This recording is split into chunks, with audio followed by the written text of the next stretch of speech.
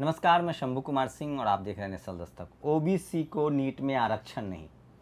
सोचिए, दिलीप मंडल ने supreme court को चिट्ठी लिखी है। दरअसल ये मामला 2015 से सुप्रीम कोर्ट में पड़ा हुआ है, लेकिन सुप्रीम कोर्ट इस पर फैसला नहीं दे रहा है। सोचिए, इकोनॉमिक वीकर सेक्शन का भी मामला सुप्रीम कोर्ट में गया था, वो भी मामला सुप्रीम कोर्ट में सुनवाई को लेकर चल रहा है, लेकिन उस ईवीएस इकोनॉमिक वीकर सेक्शन का आरक्षण लागू कर दिया गया, संविधान में संशोधन कर दिया गया, लेकिन ओबीसी को नीट में रिजर्वेशन मिले केंद्र सरकार के कॉलेजों में, केंद्रीय कॉलेजों में, उसके लिए तैयार नहीं है। आईआईटी में भी पहले आरक्षण नहीं था, कांग्रेस ने भी वही पाप किया था, 9% करके 3 बार में उसने 27% आरक्षण को इम्प्लीमेंट किया। लेकिन अब बीजेपी की जो सरकार है वो नहीं दे रही है। बदले में क्या मिल रहा है आपको?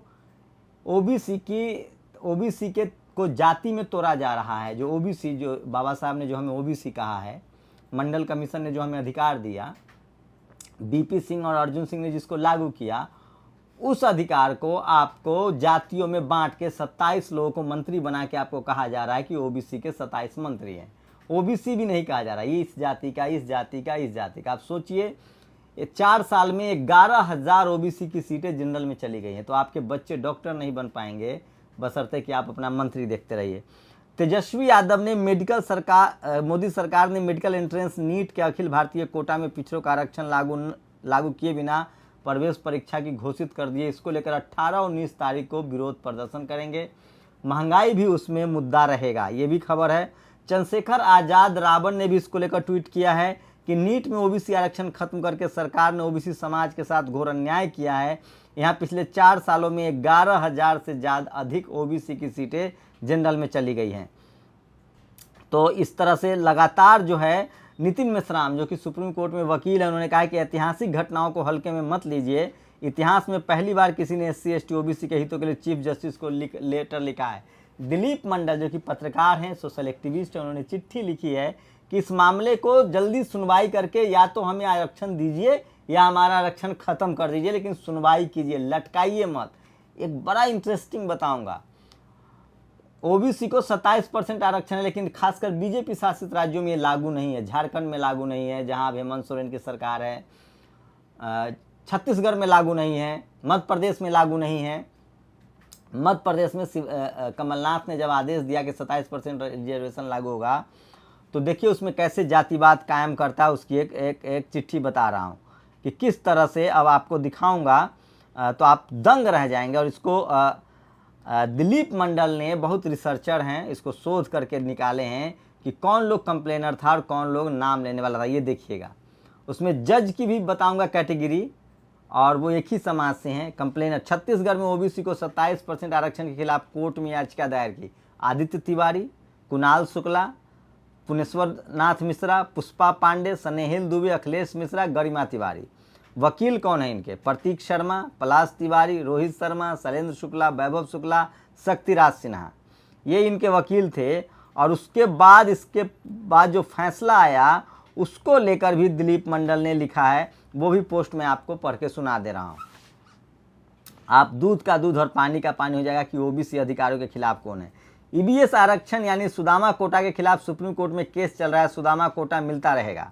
नीट में ओबीसी आरक्षण का केस सुप्रीम कोर्ट में चल रहा है, ओबीसी कोर्ट नहीं मिलेगा। ये है मोदी सरकार का दोगलापन, वो इसे लिखते हैं साफ साफ। और जो जाति वाला जो मैंने आपको बताया था, उसमें जज भी जो हैं वो सुन लीजिए कौन किस जाति के हैं और वो किस तरह का उन्होंने फैसला दिया है। जनता की अपार मांग पर फिर से पेश है, तो वो उसमें जज भी जो है वो दोष शर्मा है, जिन्होंने ये फैसला दिया है। और आप तंग रह जाएंगे कि किस तरह से लगातार सोशल मीडिया पर इसको लिखा जा रहा है, बताया जा रहा है। और ये देखिए, 7% of NASA employees are Asian American. तो ये तमाम वो बड़ी खबरें हैं जो मैं आपको दिखा रहा था। और मैं बार बार कहता हूं कि सोशल मीडिया ही सच्चा मीडिया है, सोशल मीडिया ही बहुजन मीडिया है। और इसलिए दिलीप मंडल इस पर लगातार ओबीसी आरक्षण पर अपनी बात को आगे बढ़ा रहे हैं। और ये देखिए कि 27% आरक्षण पर ये लगातार चल रहा है, 2015 से ये मामला चल रहा है। अगर कोई ये सोच रहा है कि यूपी में सवर्ण ईवीएस देने वाली और नीट के ऑल इंडिया कोटा में ओबीसी आरक्षण खाने वाली और लगभग हर पद पर सवर्ण अफसर बैठाने वाली पार्टी की जगह उन्हें वोट देंगे, तो उन्हें सबसे पहले ईवीएस यानी सुदामा कोटा बढ़ाकर 20% करना होगा और नीट में SC ST आरक्षण भी खत्म करना होगा, साथ ही सवर्ण CM भी बनाना होगा। और क्या तरीका हो सकता है सवर्णों को लुभाने का? ये देखिए, हाई कोर्ट का वह फैसला जिसके कारण मध्य प्रदेश के ओबीसी को 27% आरक्षण नहीं मिल रहा है। अमित दुबे का केस, जज रविशंकर झा और संजय द्विवेदी का फैसला। केंद्र सरकार कानून बनाकर इस फैसले को बदल सकती है। ईवीएस के लिए बीजेपी ने ये किया, आपके लिए नहीं होगा। सोचिए, मैंने पूरी लिस्ट बताई आपको, छत्तीसगढ़ में कौन लोग वकील थे और कौन लोग कंप्लेनर थे, मध्य प्रदेश में जज का नाम बताया और जो कंप्लेनर थे उनका नाम बताया। तो ये कैसे सिस्टम काम करता है, इसको आप समझने की कोशिश कीजिए और तब आपको लगेगा कि इस देश में जातिवाद जो है वो कितना महीन काम करता है। इसीलिए ममता पटेल ने एक तंज किया है, सवर्णों से पूछा, बच्चे नहीं दिख रहे। लेडी बोली, बेटी एमबीबीएस की और बेटा आईएएस की कोचिंग पर गए हैं। ओबीसी एसटी से पूछा, बच्चे कहाँ हैं। लेडी, बेटी ने व्रत रखा है, मंदिर गई है जल चढ़ाने, और बेटा दोस्तों के साथ हरिद्वार गया है कांवड़ लेने, श्रावण का महीना है। तो आपको तय करना है कि आपके बच्चे क्या करें, मेडिकल की तैयारी करें, आईएएस बने या व्रत रखें। सरकार ने कल रात कहा कि जब तक सुप्रीम कोर्ट में 2015 का सलोनी कुमार केस चलेगा तब तक नीट के ऑल इंडिया कोटा में ओबीसी आरक्षण सिर्फ केंद्र के कॉलेजों में दिया जाएगा, राज्यों में नहीं दिया जाएगा। राज्यों के मेडिकल कॉलेज में ऑल इंडिया कोटा से जो स्टूडेंट आएंगे उनमें ओबीसी कोटा तब तक लागू नहीं होगा जब तक सुप्रीम कोर्ट फैसला न सुना दे। केस क्या है, 30-40 साल तो चल ही सकता है। जब ईवीएस में थी 48 घंटे में संविधान संशोधन हो गया। पढ़िए नीट वेरिफिकेशन पेज ए केस। तो सोचिए आपको किस तरह से आपके हक अधिकार से वंचित किया जा रहा है, और चूंकि कोई बात करने वाला नहीं है, आपके पत्रकार को ही कोर्ट भी जाना पड़ रहा है, आप सामाजिक रूप से सजग नहीं हैं, और इसी का नतीजा है कि ये तमाम घटनाएं जो हैं वो घट रही है। और सुने कि यूपी में जो आतंकी के आरोपी 2 लोग बनाए गए हैं, उसमें मसरुद्दीन को गिरफ्तार किया हुआ। तो ई रिक्शा चलाता था। मसरुद्दीन की पत्नी सईदा ने कहा कि घर में एक प्रेशर कुकर था, और जिसने ये खबर बनाई है उसको भी उस मुस्लिम युवक आज तक ने इंटरव्यू लिया है कि इंटरव्यू शेयर करने के लिए भी पूछताछ होती है। तो ये तमाम बड़ी खबरें थी जो, अरे सुनिए तो, नीट के ऑल इंडिया कोटा में ओबीसी को आरक्षण नहीं दिया जा रहा है। देखिए दिलीप मंडल तंज कर रहे हैं। और मेडिकल के एंट्रेंस नीट के ऑल इंडिया कोटा में एससी और एसटी ने अपना 22.5 हिस्सा ले लिया, ओबीसी अपना 27% नहीं ले पाए। बदले में उन्हें 27 ओबीसी मंत्री दिए गए हैं, चाटिए उनको। एससी एसटी के आरक्षण पर हाथ डालते तो 2 अप्रैल हो जाता। सरकार समझती है सबकी औकात। तो ये खबर जो है वो सोशल मीडिया पर बहुत वायरल है। और दिलीप मंडल ने एक और पोस्ट लिखा है कि ब्राह्मण धर्मपरायण यानी धार्मिक जाति नहीं है। उन्हें सब मालूम है कि जो वो बताते हैं झूठ है, फ्रॉड है, इसलिए करप्शन या अपराध करते समय उनके हाथ नहीं कांपते। उन्हें मालूम है कि परलोक और पुनर्जन्म ऐसा कुछ नहीं है, वे इसी जन्म में सब कुछ भोगना चाहते हैं। समुद्र यात्राएं भी की, जबकि ऐसा करने से धर्म भ्रष्ट होता था। विदेश में वो सब खा पी रहे हैं। संस्कृत को छोड़कर इंग्लिश में भी सबसे पहले उन्होंने अपनाया। तथाकथित नीच जाति की देवदासियों को छूने और उनके साथ यौन संबंध बनाने में भी उनका धर्म भ्रष्ट नहीं हुआ। तो ये सब आपको वो कहता है कि पत्थर की मूर्ति से सब कुछ मांगो, और वो आपके सामने दक्षिणा के लिए हाथ बढ़ा देता है। पुजारी आपसे कहेगा पत्थर के देवता से मांगो, और फिर आपके सामने दक्षिणा के लिए हाथ फैला देगा। आपसे ज़्यादा उसे मालूम है भगवान की हकीकत, आप दरअसल गधे हैं। और ओबीसी को 27% कैबिनेट में देकर 10,000 seat all India medical college admission quota NEET की छीन ली है। तो ये तमाम जो खबरें हैं जो मैं आपके लिए लेकर आता हूँ, क्योंकि सोशल मीडिया ही बहुजन मीडिया है, सोशल मीडिया ही सच्चा है। कुछ और बड़ी खबरें हैं जो मैं आपको बता दूँ, और वो बहुत ज़रूरी है, जो आज जो सबसे ज़्यादा चल रही है। और नौकरी न मिलने पर निराश प्रतियोगी छात्र ने दे दी जान। यूपी के सारे बैनर होर्डिंग्स दिल्ली में लगे हैं, लेकिन वहाँ जान दे रहे हैं लोग। और 1970 के दशक में कोई ग्रेजुएट चाय बेचता था, ये निसंदेह झूठ है, पर आज का इंजीनियर पकौला तल रहा है, ये अटल सत्य है। ऐसे भी लोग लिख रहे हैं, तंज कर रहे हैं। तो गलत पोस्टमार्टम रिपोर्ट पर 3 डॉक्टरों को 3 साल की कैद। मेरिटधारियों का कमाल। डॉक्टर का नाम एसपी सिंह, डॉक्टर अरुण शर्मा। सोचिए, चर्चित सोनम हत्याकांड, डॉक्टरों के पैनल ने हत्या को बताया था आत्महत्या। ये इसी देश में हो रहा है और मेरिट वाले लोग कर रहे हैं। लखीमपुर खीरी का मामला साल 2011 में, सोचिए, हत्या को भी आत्महत्या कह दिया जा रहा है। क्या मतलब क्या स्थिति है इस देश में, आप कल्पना नहीं कर सकते हैं कि अगर आप एससी एसटी ओबीसी माइनॉरिटी के लोग हैं तो आपको न्याय मिलना भी बड़ा मुश्किल है। और बहुजन समाज के तेज तरार आईपीएस अफसर यमुना प्रसाद जी, एसपी बाराबंकी के जन्मदिन की हार्दिक बधाई। तो बहुजन कुछ तरक्की कर रहे हैं, वो भी खबर है, मैं आपको सुना। और सबसे मारक पोस्ट है, आज ब्लॉक प्रमुख का पर्चा नहीं भरने पा रहे हैं, कल को स्कूल कॉलेज में तुम्हारे बच्चे फॉर्म नहीं भर पाएंगे। सोचिए, जो आपको ब्लॉक प्रमुख नहीं बनने दिया कानूनन तरीके से, वो आपको एमएलए, एमपी, कलेक्टर, आईएएस बनने देगा। जातिवाद का खेल समझिए, बहुत महीन है, और जब तक नहीं समझेंगे। और सबसे बड़ी खबर है, आज अडानी ग्रुप ने मुंबई के अंतर्राष्ट्रीय हवाई अड्डे का पूरी तरह से टेक ओवर कर लिया है। अहमदाबाद, मंगलुरु, लखनऊ, जयपुर, गुवाहाटी और तिरुवनंतपुरम एयरपोर्ट पहले से ही अडानी ग्रुप के पास है। अडानी ग्रुप के पास इन सभी एयरपोर्ट का 50 साल का ठेका है। सब साहब की कृपा से हो रहा है। दोस्त हो तो ऐसा ही। अब इसमें क्या होगा कि इसमें एक भी आरक्षण नहीं लागू होगा, एक भी SC, ST, OBC को नौकरी नहीं मिलेगी। और जब अंबानी अडानी का है तो सोचिए नौकरी किसको मिलेगी। तो सरकारी संपत्ति भी बेची जा रही, जो हमारे आपके टैक्स के पैसे से खरीदी गई है, हमारा आपका है। और बहुजनों को, इस देश के मूल निवासी को नौकरी भी नहीं मिलेगी। और ये बात आप तक पहुंचाने के लिए हमारे पास मीडिया भी नहीं है। तो ये भी बड़ी विडंबना है, लेकिन सोशल मीडिया है, उसके ज़रिए हम आप तक बात पहुंचा रहे हैं।